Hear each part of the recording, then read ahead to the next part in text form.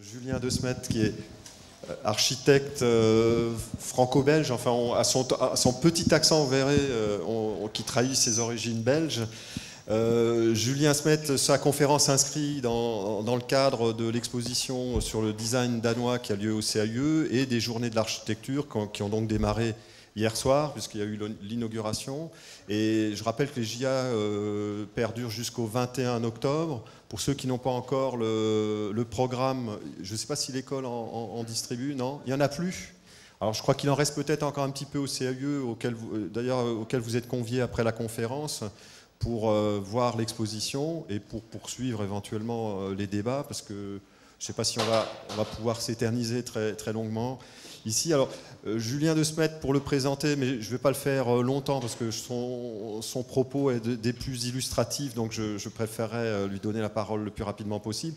Je dirais qu'il est assez représentatif de la nouvelle architecture ou des nouveaux architectes, dans le sens où, d'une part, de par sa formation, il a un cursus formation initiale. Moi, tout à l'heure, j'ai dit amicalement qu'il était un peu un zapper, parce qu'il n'a pas fait son cursus dans une seule école.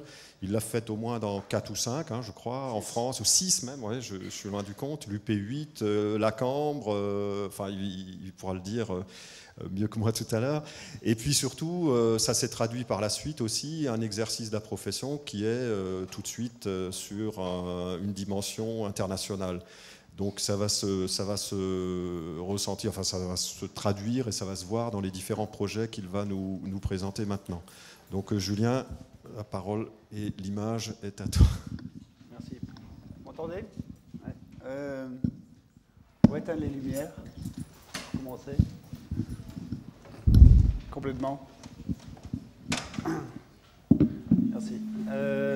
Bon, pour ceux qui ont assisté, je ne crois pas qu'il y en a tellement, donc c'est bien. À mon intervention il y a 1h30, c'est la même. J'avais promis de faire des changements, mais non, il n'y en a pas.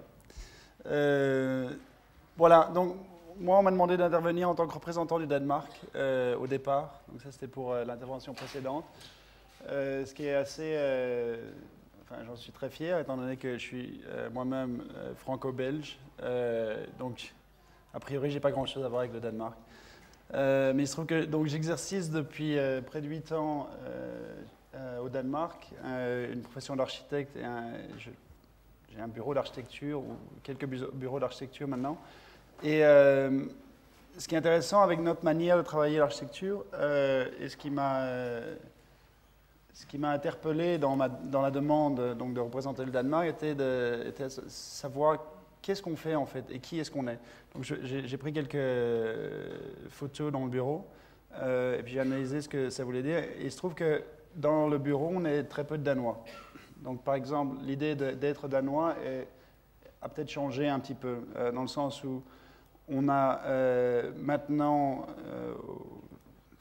après 8 ans d'exercice de la profession, on est une 50aine de personnes et on a plus de 20 nationalités différentes. Vous pouvez voir que les Danois sont les seuls qui travaillent. Ce serait terrible si c'était le cas, étant donné qu'ils sont en minorité. Mais donc, c'était assez révélateur de la manière dont on exerce notre profession d'architecte. Et donc voici les couleurs du bureau, du pays, j'allais dire, du bureau. Voici qui on est, ce sont mes partenaires et puis l'équipe. Ce qui nous intéresse, c'est de travailler dans la diversité. Alors bon, je crois que ça devient un peu un buzzword, tout le monde travaille dans la diversité. De plus en plus, on est amené à vraiment essayer de colorier cette carte du monde. Pour l'instant, on en est à ce que vous voyez là, et peut-être quelques trucs de plus que j'ai pas mis, faute de temps. Ici sont des projets, par exemple en Norvège, évidemment en Belgique. On essaye de rappeler aux gens que la Belgique existe, malgré qu'il y en a beaucoup qui croient qu'elle est en passe de faillir et devenir à moitié français, je pense. Ici, un projet qui est une commande ferme, mais qui n'a pas d'endroit. Donc c'est un projet assez marrant parce que On a un programme, on a un commanditaire, mais on n'a pas de site. Donc on se balade avec le projet, on essaie de trouver un site. Pour l'instant, le Moyen-Orient est forcément l'endroit le plus accueillant, disons. Un projet à Copenhague, ici à Montréal. Un projet intéressant, parce que presque de la même manière, on a fait le projet de manière introvertie, c'est-à-dire que le projet en soi est dessiné, donc c'est du logement, grande échelle, avec un parc public.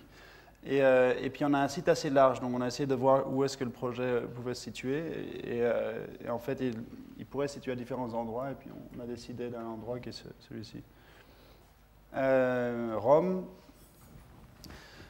Donc dans cette idée de diversité, on a aussi une diversité de taille. On travaille de la toute petite échelle, c'est nos premiers pas dans un design plutôt de produits.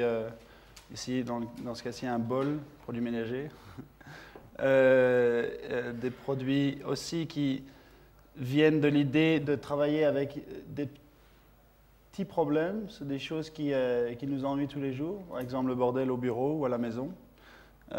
Ici, c'est un bonsaï mort que j'avais chez moi, qui est mort parce que je voyage trop et que j'ai jamais le temps de m'en occuper. Et puis, à la place de le laisser, enfin de le jeter, j'ai commencé à l'habiller, disons, de ce qu'il y avait à la maison. Puis tout à coup, j'ai eu l'idée que peut-être que ça pourrait être un concept. Donc, j'ai fait un junk tree, un arbre de bordel. Voilà. Donc, tous les trucs qu'on a à la maison, plutôt que de les mettre dans un tiroir et qu'ils soient complètement, qu'ils disparaissent, ils deviennent un peu... ils sont exhibés, disons.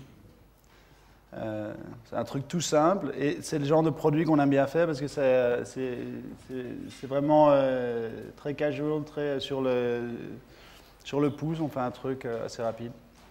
Là, on nous a demandé, c'était une commande, de faire une cage à oiseaux, une commande assez triste.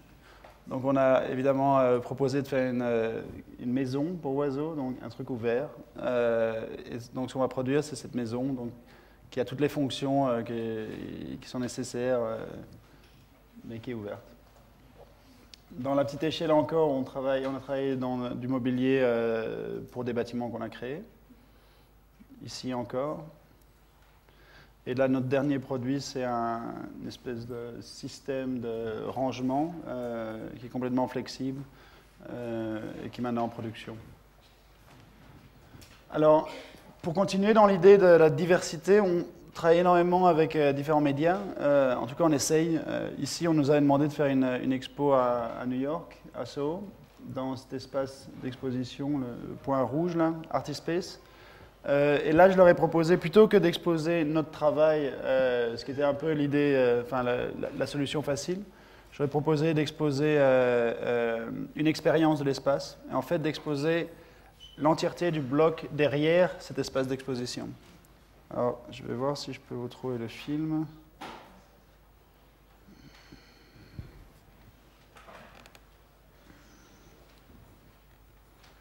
Donc voilà, ici c'est l'espace d'exposition. L'écran auquel la personne fait face est rétroprojecté. Donc en fait, ce qu'il voit, c'est les espaces derrière cet écran. Donc ça, c'est un espace de rangement de la galerie. Il va pénétrer dans un espace qui est l'atelier d'un artiste, au travers duquel on peut entrevoir l'appartement de ce même artiste. Voilà. Et au-delà de ça, un espace de toiture qui permet d'entrevoir un bâtiment de Jean Nouvel relativement laid. Et puis retour en arrière, après toutes les couches vraiment d'oignons. Donc ce qui est intéressant avec ce projet, c'est qu'on parle vraiment d'architecture, on parle vraiment d'espace et de son expérience. On va au-delà même de la perception habituelle de l'espace. Et c'est interactif dans le sens où, évidemment, pour la personne, c'est interactif, mais aussi si plusieurs personnes entrent dans l'espace, ils commencent à chacun a son propre angle de vision. Et si ces angles se rencontrent, il se rend compte, dépendamment de la profondeur, il se rend compte dans un même globe, disons. C'est assez psychédélique, en fait.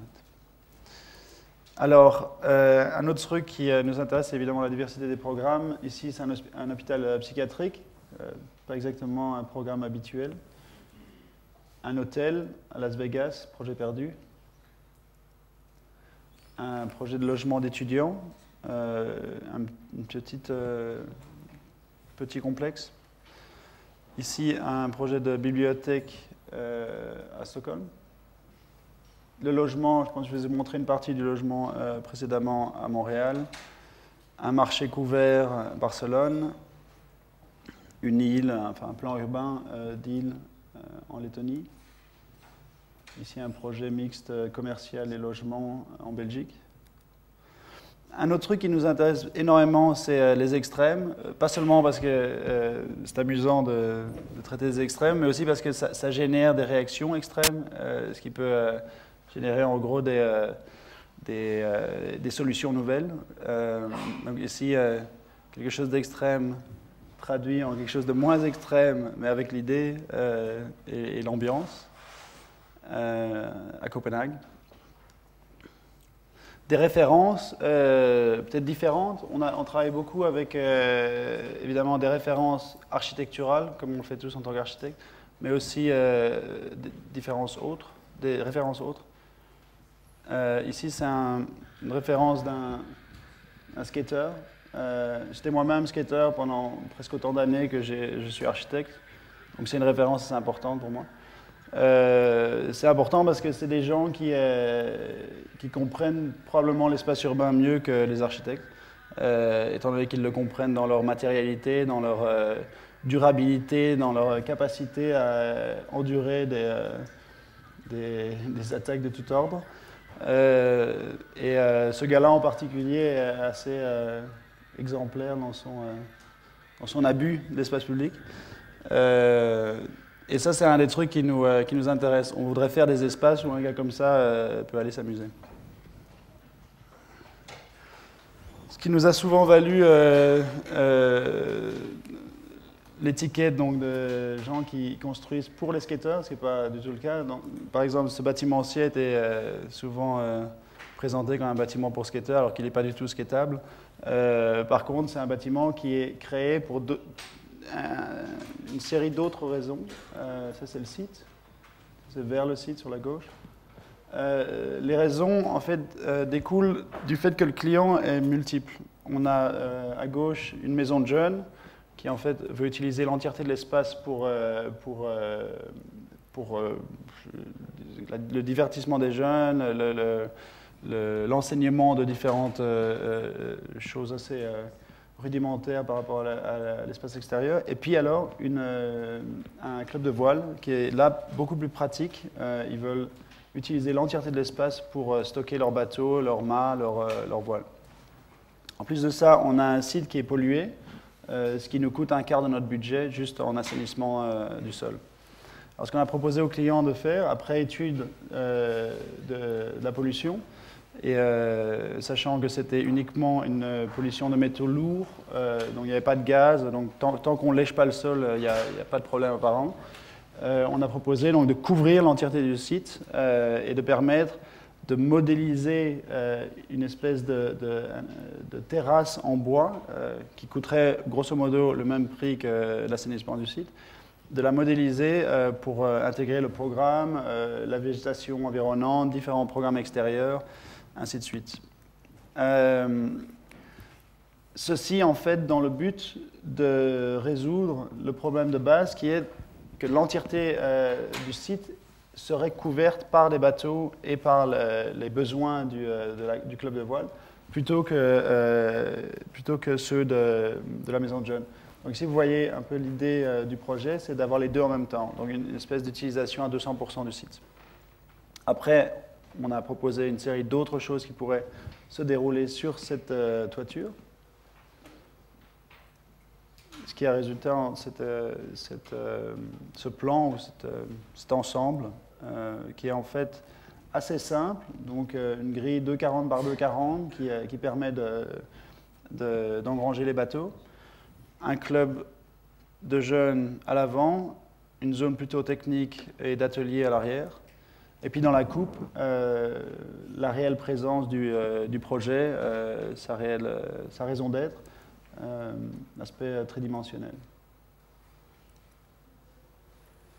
Donc ici et ici, c'est en fait des zones complètement calculées, mesurées pour le stockage de bateaux.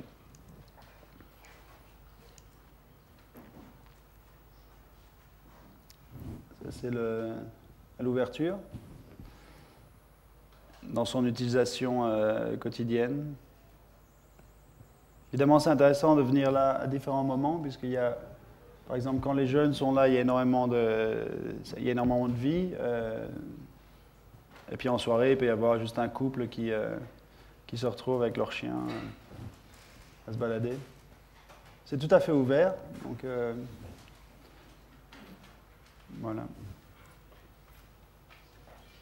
Dans la foulée de ce projet, un promoteur, dans ce cas-ci privé, nous a approché, nous a demandé de faire un projet de logement. Le site, à l'époque, était vide, c'est-à-dire, enfin, là, la photo est prise depuis le bâtiment en question. Il y avait ceci, tout ceci n'était pas construit, à part peut-être pour un bâtiment au fond ici. Ceci n'était pas là non plus. Donc c'était vraiment une zone presque suburbaine de Copenhague, en tout cas en devenir. Ça, c'est la vue depuis l'autre côté du site, qui est beaucoup plus peuplé, mais de maisons basses uniquement, jusqu'à la côte. Et puis au-delà de ça, c'est la Suède. Alors, le plan urbain qu'on nous demandait de traiter, celui-ci, donc un truc assez basique. Il fallait faire un carré, tout simple. C'est après 10 ans d'efforts des planeurs de Copenhague, ils sont arrivés à ça. Donc nous, ce qu'on nous a demandé de faire, c'est la moitié du projet, donc de traiter d'abord d'une barre sur le côté. Ce qu'on a proposé, c'était de s'éloigner de notre voisin, à l'époque construit, qui était celui-ci, qui était assez laid, et de faire un bâtiment qui permette des vues diagonales, présupposant qu'il y avait un danger aussi de ce côté-ci, d'avoir un autre voisin tout aussi laid, ce qui était une bonne présupposition d'ailleurs, étant donné que maintenant il est fait. Après coup, on a proposé de faire un bâtiment pour finir le bloc qui agirait donc en conséquence de notre propre action, donc un deuxième niveau de cause à effet, et qui permettent encore donc d'avoir une attitude similaire par rapport aux vues diagonales. Donc voilà le plan donc du bâtiment VM que vous connaissez probablement, et sa volumétrie. Donc sur la base de tout ça, en fait on a présenté ça à la ville, ne devant travailler à la base que sur le bâtiment V, et puis les choses sont développées. Le promoteur a bien vu que cette attitude très globale a permis d'avoir énormément de bons feedbacks de la ville, et donc du coup on a fait l'entièreté du projet. Donc à la base, on nous demandait de faire 4 typologies d'appartements, on a proposé 5. Et puis après manipulation donc, du bloc entier, on a fini par 76 différentes typologies dans 230 appartements. Donc ça veut dire qu'il y a c'est vraiment un Tetris tridimensionnel de conditions urbaines, de conditions de vie, où un appartement sur 2 est différent. On nous avait demandé de faire des balcons de 10 mètres carrés, ce qui est assez généreux en fait dans la promotion. Enfin, à l'époque, je crois qu'aujourd'hui c'est impossible presque. Et donc on a travaillé là-dessus. On a proposé des balcons en triangle pour pouvoir permettre à une table de 5 ou 6 de prendre place donc, du côté de la façade, et puis après avoir une espèce de côté extrême à la Titanic comme ça de navire, vraiment quelque chose de plus comment dire, aventureux. Et du coup, on laisse aussi liberté à nos photographes d'exagérer, enfin de démesurer l'idée. Enfin, voici plutôt l'aspect du projet aujourd'hui. Et comme il est vécu, c'est assez marrant parce que on expliquait aux clients à l'époque chaque balcon pourrait avoir on pourrait soit fumer sa cigarette ou avoir un barbecue en proue de balcon. Puis si vous comptez les barbecues, là il y en a pas mal. Hein. Il y en a un là, un là, un là, un là, un là. C'est incroyable. Je ne sais pas si c'est la manière de vivre au Danemark ou c'était vraiment fait pour.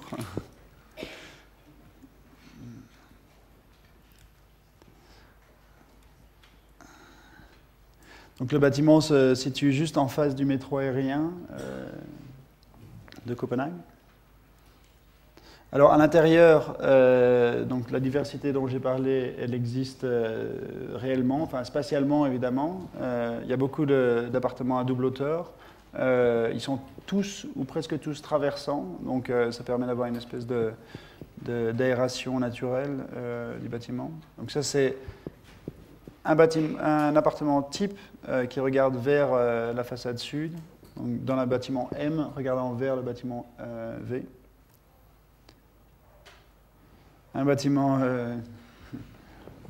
dessiné par l'école du Danemark, l'école du design au Danemark. Ici, des portraits plutôt de gens qui vivent aujourd'hui dans le bâtiment.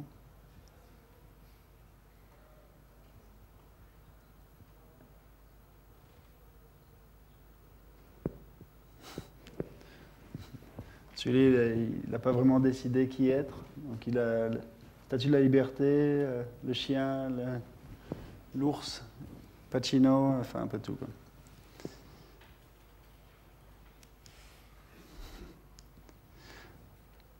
Et donc, dans la foulée de en fait, ce gars-là, c'est le promoteur.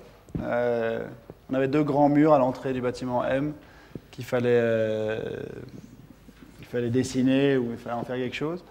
Et on se trouvait en fait dans le restaurant du Sas Royal avec différentes personnalités de l'architecture. Et quelqu'un a dit, il y avait un portrait donc sur le mur. Quelqu'un nous a dit que c'était en fait le promoteur du Sas Royal dessiné par Arne Jacobsen. Et on s'est dit, tiens, c'est pas mal ça. C'est un honneur et tout. Donc on a proposé aux promoteurs d'avoir leur portrait là, mais pas du tout dessiné par nous, juste une photo. Et puis après dessiné par la compagnie de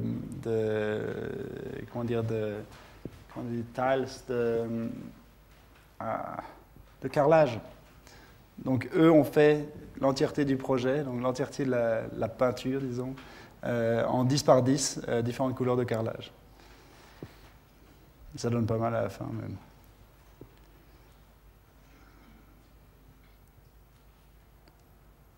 Une vue un peu apocalyptique du projet.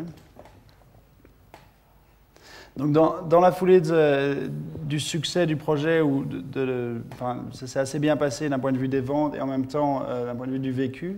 Les gens qui vivent là sont assez contents. Le promoteur nous a demandé de travailler sur un site voisin, mais à savoir que le site voisin était en fait un site alloué au parking uniquement à la base. Donc ce qu'on nous demandait de faire, c'était un gros bâtiment de parking.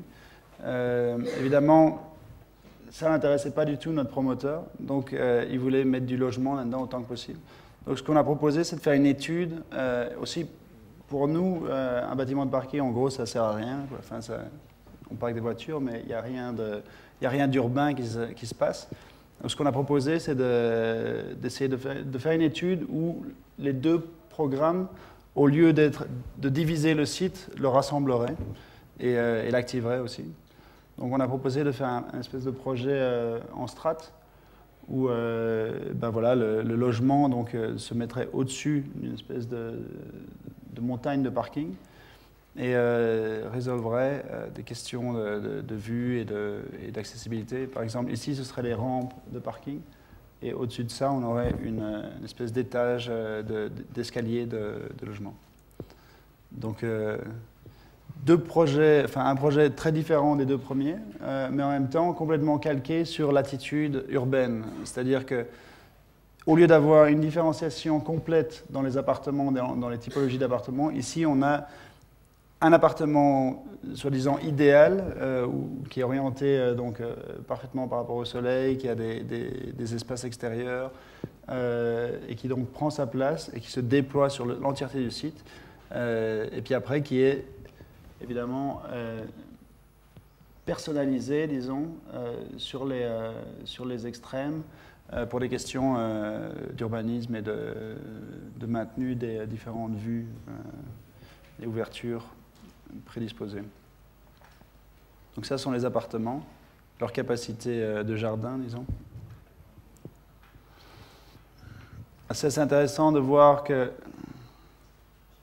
Donc voici la coupe de base.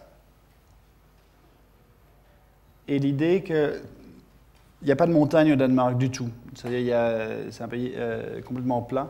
Donc l'idée on a appelé directement le projet La Montagne. Après coup, on a décidé de faire une montagne, donc de dessiner une montagne sur la façade pour enfermer, le parking. Et éventuellement, on a convaincu le client que ça valait la peine. Et donc, on a pris le mont Everest. Et donc, en fait, le pic du mont Everest, le sommet se situe là, et puis se déploie de part et d'autre. Alors, un autre truc qui est assez amusant, c'est le fait que ceci, c'est une maquette qu'on a faite en esquisse, donc à l'époque, il y a probablement 3 ans et demi maintenant, 4 ans peut-être. Aujourd'hui, le bâtiment, enfin, si vous voyez ici, donc, les Danois sont, ils croient dur comme fer, donc ils ont bien, c'est l'élément suburbain danois a sévi, alors que c'est dans un bâtiment quand même d'une certaine ampleur, c'est assez intéressant. Voilà tel qu'il est aujourd'hui.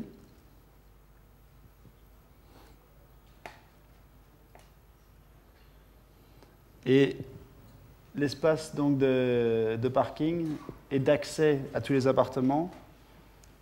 Je vais juste montrer des photos. On y a fait une fête. Enfin, il y avait un festival de musique électronique à Copenhague. Et le bâtiment a été donc proposé comme lieu de fête. Donc du coup, on avait 3 000 à 4 000 personnes qui sont venues faire la fête dans le bâtiment en fin de construction.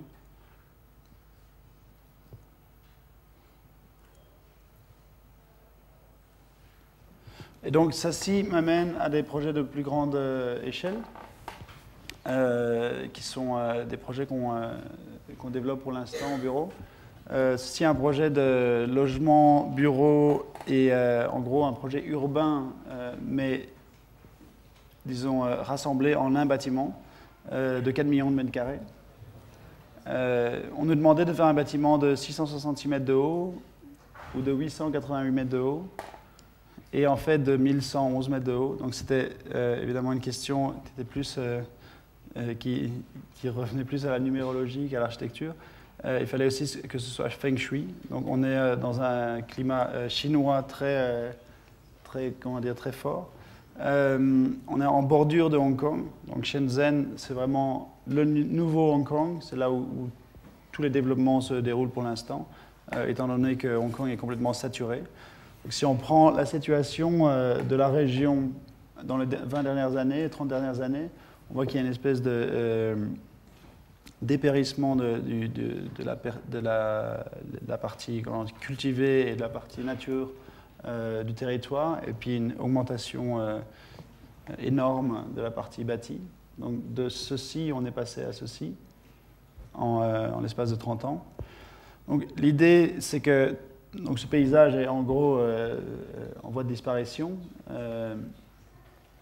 Et ce qui nous a intéressé dans cette région, c'est que Hong Kong est une manière de traiter le problème qui est assez, qui est exemplaire dans le sens où c'est hyper urbain, mais en même temps très naturel.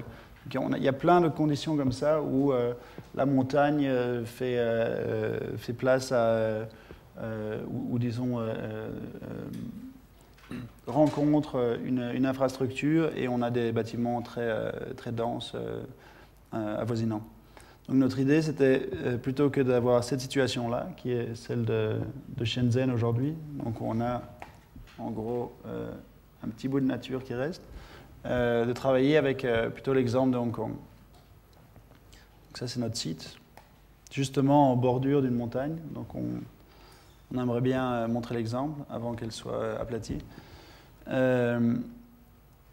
Plutôt que de créer des bâtiments donc de 1000 mètres de haut, où on se trouve justement à 1000 mètres de haut à vouloir fumer une cigarette et devoir descendre 1 kilomètre, on a essayé de chercher à faire un bâtiment qui est plutôt une succession de quartiers qui chacun ont des conditions urbaines réelles.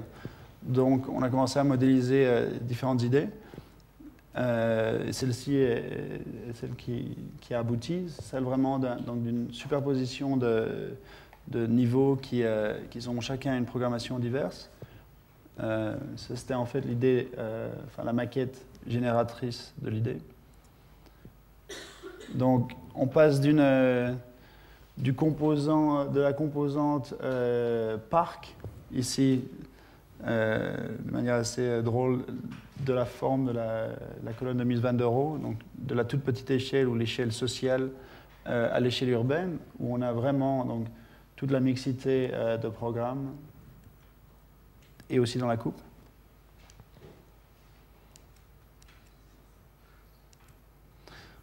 Le projet dans son contexte. Et donc, ce qui est intéressant, c'est les espaces intérieurs, évidemment les espaces urbains, où tous les programmes se rencontrent, où toutes les possibilités se découvrent. Évidemment, c'est un projet d'une telle ampleur qu'il y a énormément à faire d'un point de vue du dessin et de l'architecture en soi. Donc ça, c'est un des quartiers.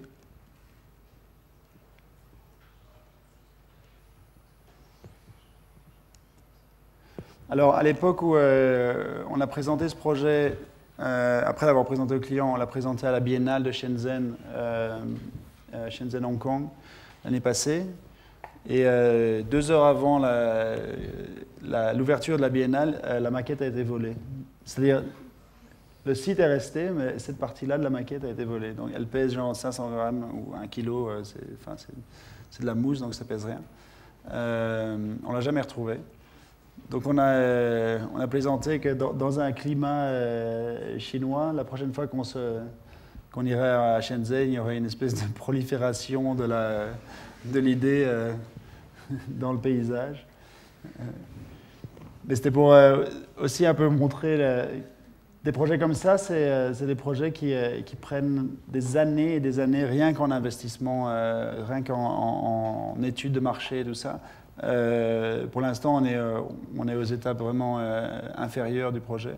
On a fait le dessin et le dessin changera complètement en rapport au marché au moment où les investisseurs sont capables de traiter de la question. Pour l'instant, on nous a déjà demandé de réduire la tour de 200 mètres. Donc ça commence. On sait que, bon, 200 mètres, il reste 900 mètres, ça va, quoi. Mais à mon avis, c'est un projet qui va se réduire pas mal. Mais ce qui est intéressant, c'était plutôt le travail de compréhension de la grande échelle dans un bâtiment. Parce qu'en fait, si on prend Burj Dubaï, qui fait 880 mètres, je pense, c'est un bâtiment qui va être très mal vécu dans le sens où il y a vraiment une distance telle au sol et il y a tellement peu d'espaces communs et d'espaces sociaux que je ne pense pas que ce soit un bâtiment qui, en fin de compte, soit bien vécu. J'ai encore du temps, là, ça? Ça va? Il y a encore 2 projets, je pense. Ici, un projet en cours de concours. Je le présente puisque je suis en concours contre votre Pritzker, Monsieur Nouvel. Donc ça vaut la peine de le montrer. C'est un projet qui se passe en Italie, à Rimini. On a présenté le projet la première fois à la municipalité et à la population le jour après que la Hollande ait vaincu l'Italie. Donc c'était pas génial, étant donné que mon nom est à connotation très hollandaise. Donc je voulais d'abord commencer par m'assurer que j'avais rien à voir avec les Hollandais. Et puis aussi que j'avais rien à voir avec la France, puisque bon, la France a aussi des antécédents contre l'Italie. Donc, après que tout ça soit bien clair, j'ai commencé à parler du projet, étant donné que c'est un projet qui touche énormément la localité, c'est-à-dire c'est vraiment c'est le bord de mer de Rimini. Rimini, c'est une ville, vous l'avez visité ou pas, mais vous savez ce que c'est, en gros. C'est une ville de fête, une ville qui aimerait transformer son aura en quelque chose de plus qu'être seulement une club city. Donc notre idée était de travailler énormément avec l'espace public. Donc en fait de faire un projet qui soit, ça c'est le site, donc de part et d'autre du parc Fellini, donc un site assez prominent dans la ville, de faire un projet qui soit majoritairement public. Évidemment on a des investisseurs privés, donc il y a toute une question entre le privé et le public qu'il faut traiter.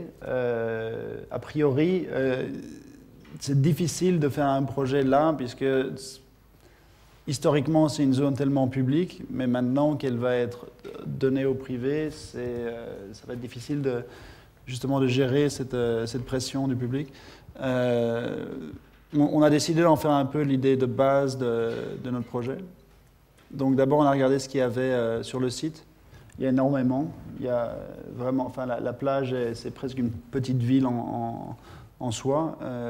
Derrière la plage, il y a énormément de concessionnaires qui ont différentes fonctions, des petits clubs, des bars, un petit golf, terrain de tennis, machin. Il y a plein de trucs. Donc une situation assez complexe.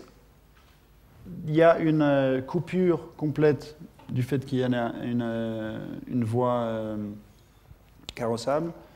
Et puis, l'entièreté de la plage est couverte de bungalows, de petites maisons, de bars et autres, qui empêchent donc des vues, un rapport à la mer Adriatique. Donc voici la condition d'aujourd'hui. Ce qu'on propose, c'est de rehausser l'espace public. Et en rehaussant cet espace public, de caser tout l'espace, disons, commercial que nos clients nous proposent. Donc, voilà le programme. L'idée de base, donc, de déployer le parc Fellini sur l'entièreté de la côte et de résoudre donc cette espèce de dialectique entre la promenade longitudinale et transversale. Donc, on a fait, comme toujours, pas mal d'exploration de concepts pour en arriver à la conclusion que cette question entre le transversal et le longitudinal était vraiment le truc à traiter, et que en fait Burle Marx, le paysagiste brésilien qui a fait Copacabana, avait déjà résolu le problème, donc il suffisait juste de le copier. Et c'est ce qu'on a fait. Avec un peu de modification, changement d'échelle, le découper, le rendre tridimensionnel plutôt que simplement bidimensionnel. Mais être assez fidèle à sa marque, en gros. Donc le projet tel qu'il est aujourd'hui, tel qu'on l'a présenté, ici dans son ensemble, ici depuis le Grand Hôtel sur la place. Donc un projet qui est, au premier abord, enfin, dans une vue en plan, assez dense dans sa programmation, mais au plus on monte, au plus, évidemment, on perd de densité pour se retrouver avec une toiture complètement accessible. Voilà, donc dans le système. Alors, le plus gros bâtiment, c'est l'hôtel qui est en proue de site. Et là encore, on utilise le même système. On a eu plein de différents tests d'hôtels qui essayaient de s'insérer, mais qui n'étaient pas vraiment... et puis finalement, on a décidé d'utiliser, donc d'étendre l'hôtel sous le voile de Burle Marx.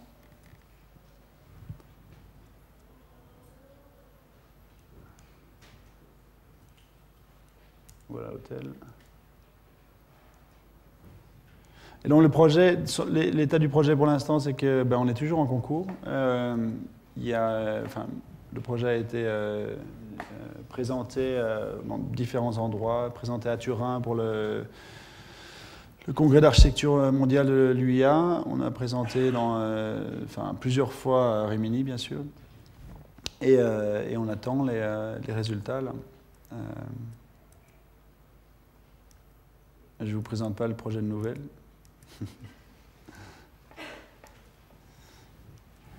Alors, je vais finir sur un projet un peu phare du bureau pour l'instant, qui prend pas mal de notre temps. On a même créé un nouveau bureau pour ce projet.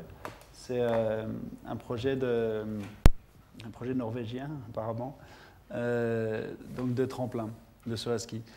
Un projet vraiment national dans le sens où, c'est l'icône, c'est un peu la tour Eiffel norvégienne. Leur spécialité, c'est le saut à ski. Ils l'ont inventé, ils ont depuis plus de 150 ans. Holmenkollen, c'est l'endroit où, c'est la Mecque du saut à ski. Ce sont des photos d'histoire, avec plein de skieurs. Le seul skieur danois qui arrive à faire partie du club. Ce qui s'est passé, c'est que quand on a gagné, c'était un concours ouvert international, quand on l'a gagné, évidemment, il y a eu plein de problèmes, puisque dans la presse, presque directement, on nous a demandé, on nous a critiqué pour être pas norvégien, d'autant plus belge, un pays assez plat, avec un bureau au Danemark, un autre pays encore plus plat. Faisant un tremplin en Norvège, c'était presque impossible. Donc, ma première idée était de parler de ce projet-ci, évidemment, un peu l'icône des tremplins de saut à ski aujourd'hui, fait par Zaha Hadid, que vous connaissez bien, donc architecte irakienne, avec un bureau à Londres, qui fait un tremplin à Innsbruck, en Autriche. Pas évident. Qu'est-ce qu'elle a fait donc la question, c'était un peu ce qu'elle a appris à faire des sauts à ski.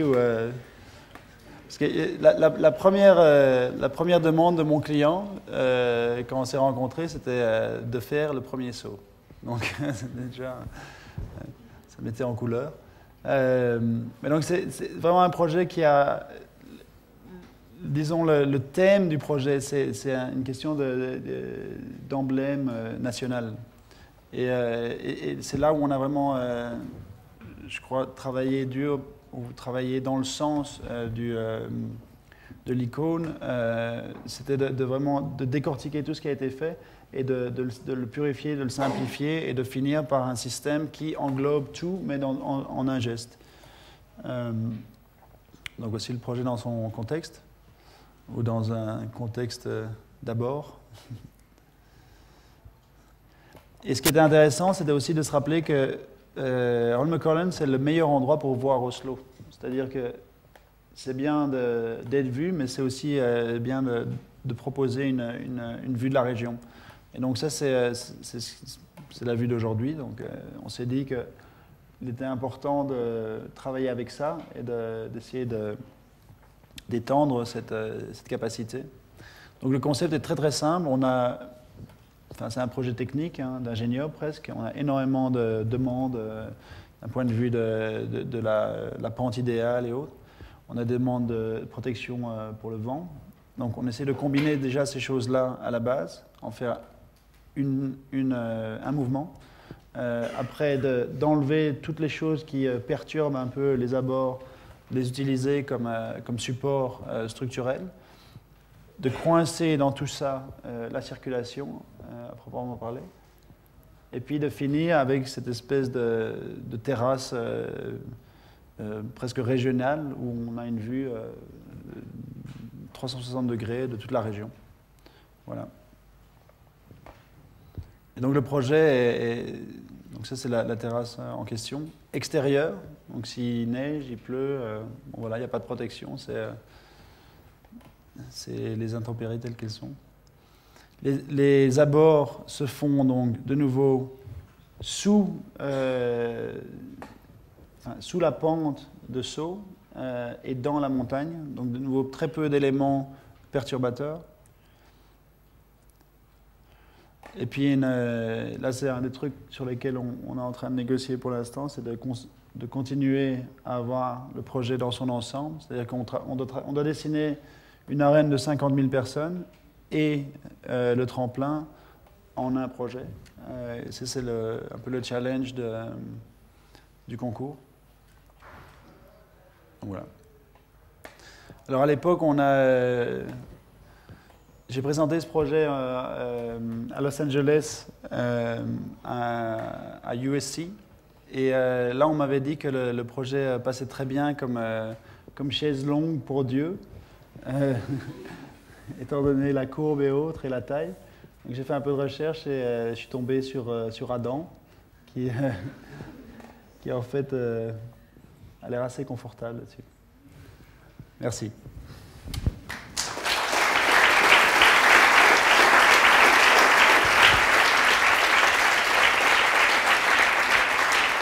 Vous avez des questions? Questions?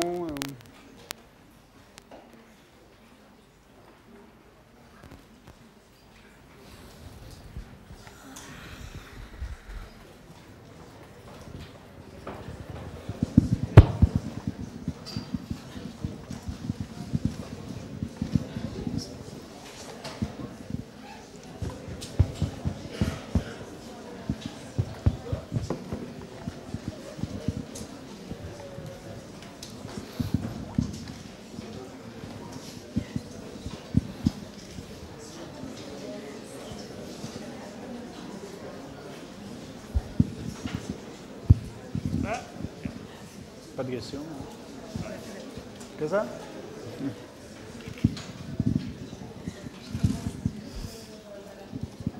Une question.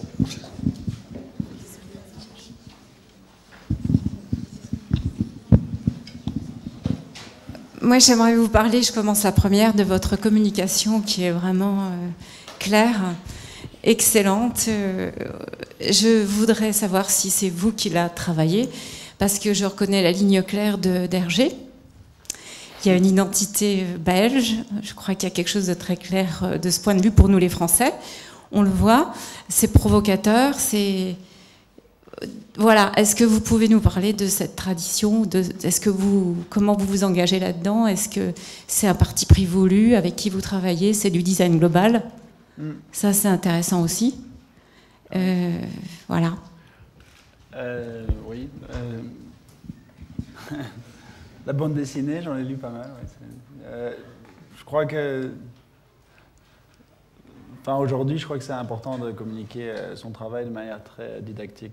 Déjà, il y a tellement de trucs Enfin, il y a une espèce de montagne d'informations à décrypter. C'est assez important de pouvoir isoler des éléments caractéristiques d'un projet et puis les exemplifier.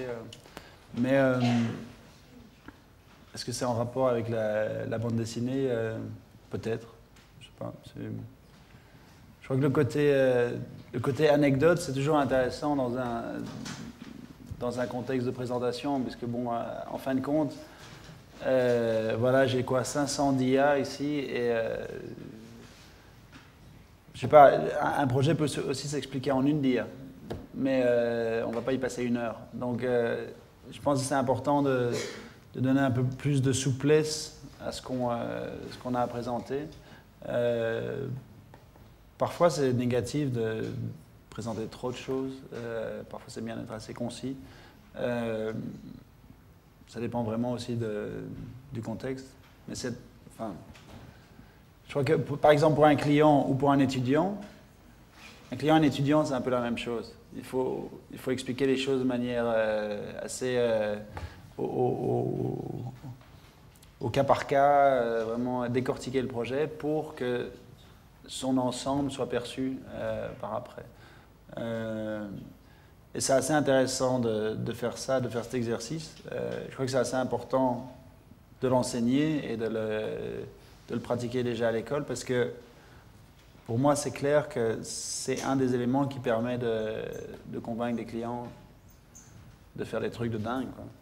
Parce que, je veux dire, on fait des projets assez incroyables, mais on les décortique en trucs assez bêtes. Hein, voilà, pot de colonne. Mais au départ, c'est assez difficile de comprendre, je veux dire, la facilité du projet. Ouais.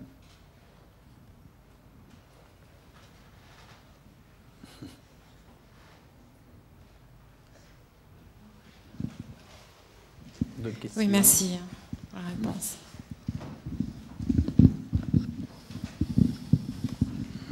Est-ce qu'il y a d'autres questions? Non? Sinon, en attendant, je... Ouais. Ah, pardon.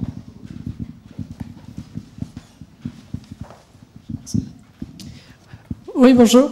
Je suis vraiment très contente de vous voir parce qu'en fait, j'étais en Norvège l'an dernier. Donc, le projet de Holmenkollen, j'ai suivi.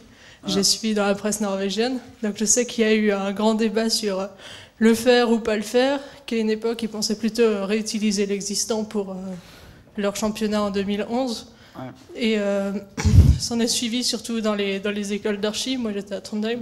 Il y a eu un grand mouvement pour la pétition sur Internet, construire Holmenkollen pour 2011.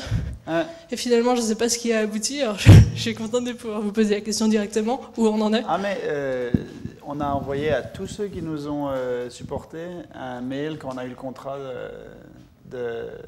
pour le faire. Vous l'avez pas eu? Merde. Donc non, mais on le fait. Donc, et on le fait pas en rénovation, mais on le fait pour du vrai. Le projet. On détruit l'ancien? Ah, il est en train d'être détruit là. C'est la semaine prochaine, il tombe. Donc, non, je crois qu'il y a beaucoup d'éléments qui ont participé à la décision. Je crois que la pétition a participé parce qu'on est parti de rien et on est arrivé avec un contrat qui était celui qu'on voulait. En 6 à 8 mois de négociations, de présentation constante à la ville. Donc, ça se fait. C'est en cours. On a un bureau à Oslo qui bosse sur le projet. Donc merci.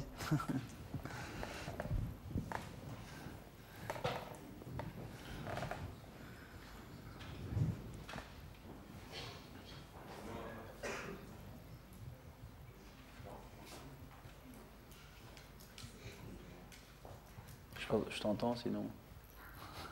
Moi j'avais commandé dans une école d'architecture. Je voulais savoir, quand on a la chance d'avoir travaillé chez quelques grands et qu'aujourd'hui on se retrouve confronté à cela, parce que tu parlais du voisinage en termes de concours avec Jean Nouvel, il y en a sans doute d'autres.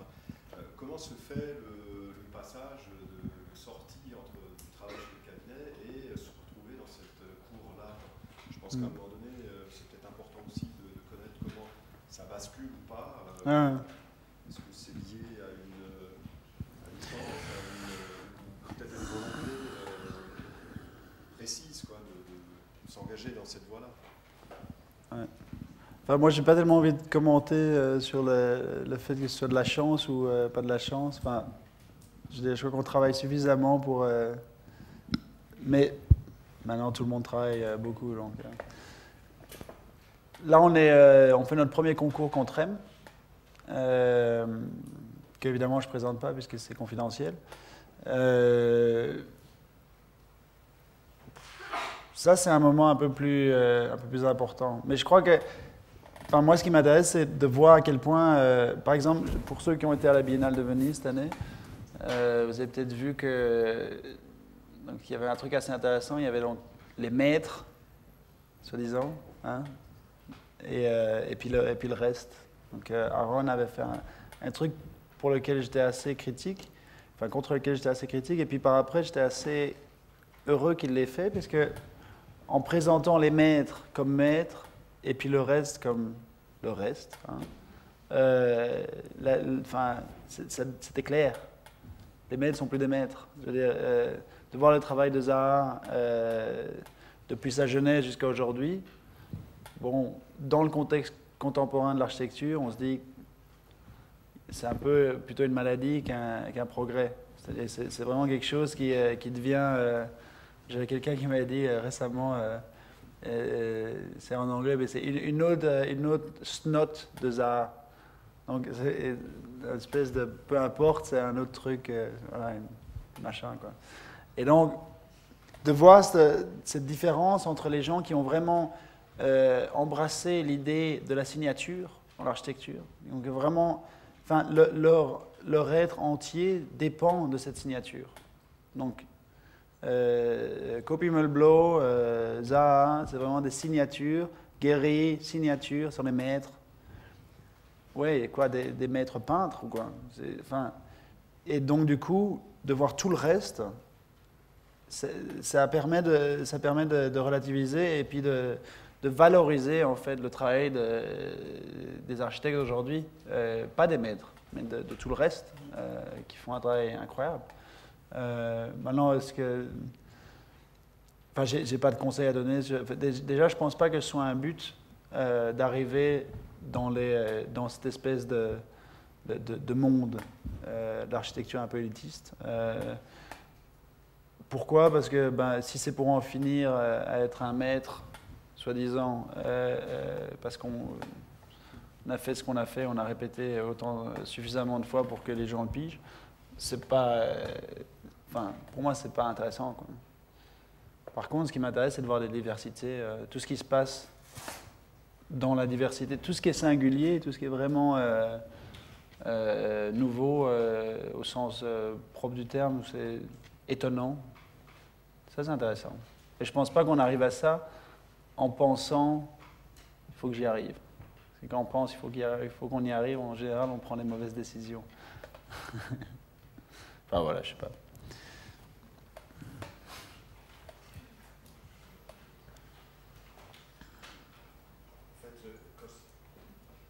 Si je te posais la question,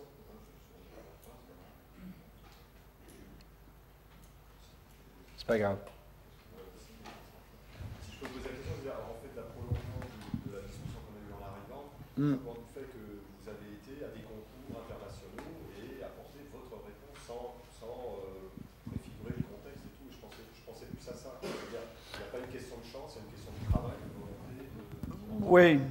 Enfin, nous, on a... avoir peur de l'ampleur de ce concours international ouvert. Voilà. Et vous y alliez, quoi. Ce qu'il faut faire, c'est qu'il faut un peu prendre les choses qui ont l'air incroyables comme juste un vrai projet. C'est-à-dire, voilà l'exemple du tremplin. Bon, c'est un concours ouvert international et on l'a traité comme un projet donné, quoi. Il y a une série de demandes, des consultants en ingénierie et tout ça. Enfin, on l'a traité comme il se doit, un vrai projet. Il faut pas. C'est clair que nous, on vient un peu de la porte un peu plus risquée, disons, en travaillant beaucoup sur le concours ouvert, sur des trucs qui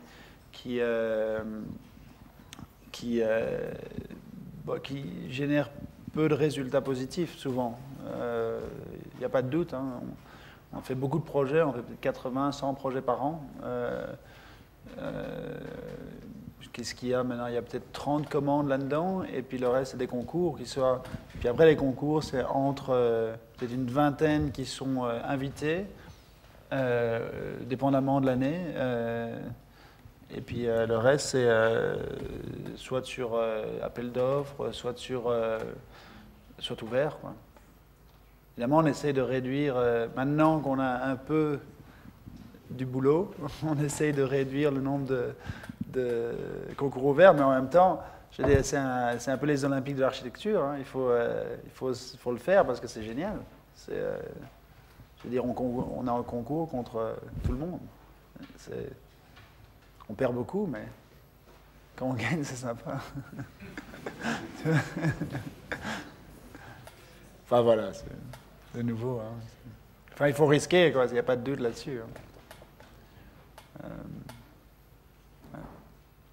Mais je crois que même REM continue à faire des trucs comme ça. C'est-à-dire, certainement pas autant que dans le passé, mais...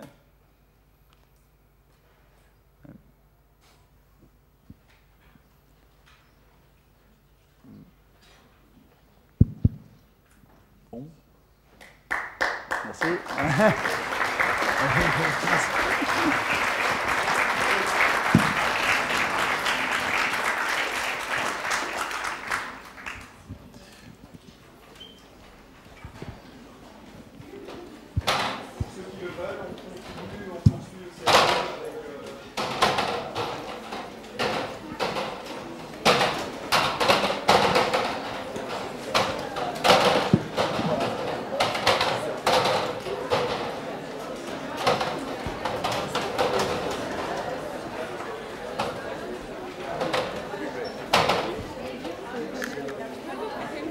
Oui, oui, j'ai vu que tu levais la main là. Oui.